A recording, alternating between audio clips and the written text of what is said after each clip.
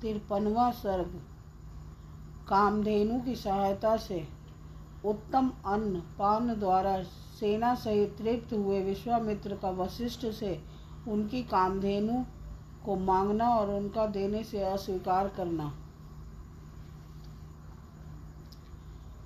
शत्रुसूदन महर्षि वशिष्ठ के ऐसा कहने पर चितकबरे रंग की उस कामधेनु ने जिसकी जैसी इच्छा थी उसके लिए वैसी ही सामग्री जुटा दी।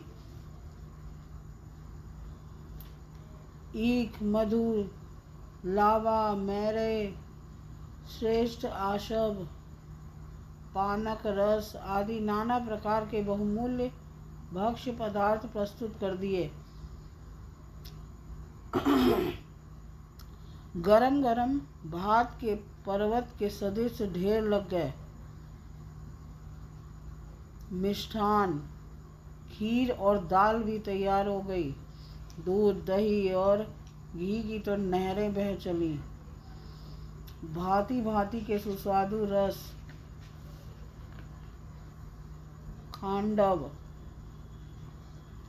तथा नाना प्रकार के भोजनों से भरी हुई चांदी की सहस्त्रों थालियां सज गईं।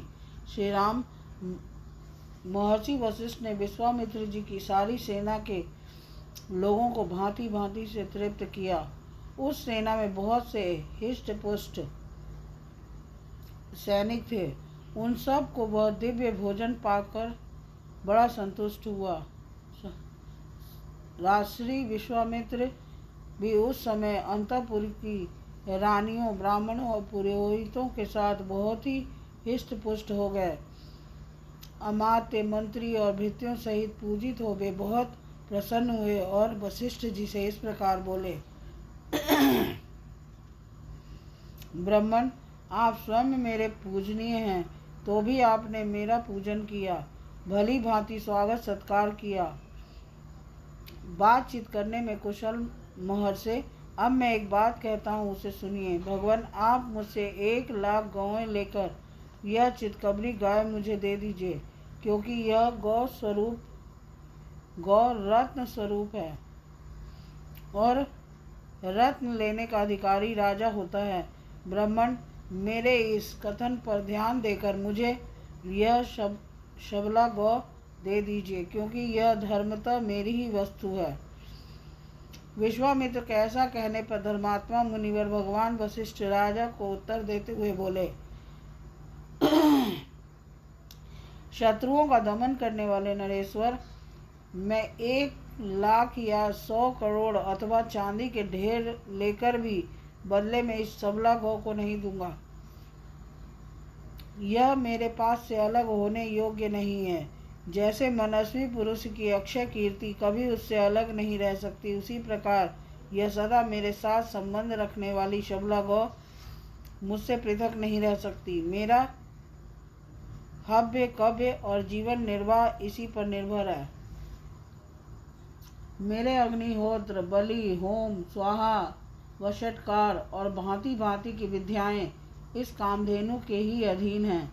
राजर्षि, मेरा यह सब कुछ इस गौ के ही अधीन है, इसमें संशय नहीं है। मैं सच कहता हूँ, यह गौ ही मेरा सर्वस्व है और यही मुझे सब प्रकार से संतुष्ट करने वाली है। राजन, बहुत से ऐसे कारण हैं जिनसे बाध्य होकर मैं यह सबला गौ आपको नहीं दे सकता।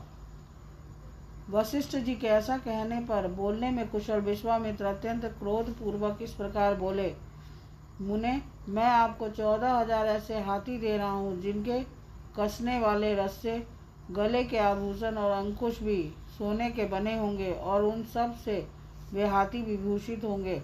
उत्तम व्रत का पालन करने वाले मुनीश्वर, इनके सिवा मैं 800 सुवर्ण में रथ प्रदान करूँगा, जिसमें शोभा के लिए सोने के घुंघरू लगे होंगे और हर एक रथ में 4-4 सफ़ेद रंग के घोड़े जुते हुए होंगे, तथा अच्छी जाति और उत्तम देश में उत्पन्न महातेजस्वी 11,000 घोड़े भी आपकी सेवा में अर्पित करूँगा। इतना ही नहीं, नाना प्रकार के रंग वाली नई अवस्था की 1 करोड़ गौएं भी दूंगा, परंतु यह सबला गौ मुझे दे दीजिए।